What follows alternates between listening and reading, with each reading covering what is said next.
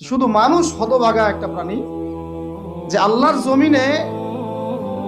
জমিনে থেকে আল্লাহর খেয়ে, আল্লাহর পরে, আল্লাহর বাতাস থেকে শ্বাস নিয়ে, আল্লাহর দেওয়া পানি পান করে, আল্লাহ পাকের দেওয়া অর্থ সম্পদ, রিজিক, স্ত্রী সন্তান সব ভোগ করে আল্লাহরই জমিনে আল্লাহ বিরোধী আইন চালু করে দিয়েছে। এই মানুষই একটা হতভাগা প্রাণী আছে। মন খারাপ করেন না, আমার কথা রাগ করেন না, এগুলো বাস্তব। আর আমার দিকে তেরে এসে কোনো লাভ নাই, কারণ এটা হচ্ছে অকাট্য সত্য কথা যে আমরা আল্লাহ পাকের জমিনে আল্লাহর খেলাফতের দায়িত্ব পালন করছি না। আমরা আল্লাহ পাকের জমিনে আল্লাহর নিয়ামতগুলো ভোগ করে আল্লাহ বিরোধী অপশক্তির স্বার্থ রক্ষা করছি। না হলে বাংলাদেশের মতো জায়গায় কেউ ট্রান্সজেন্ডার চালু করতে পারে?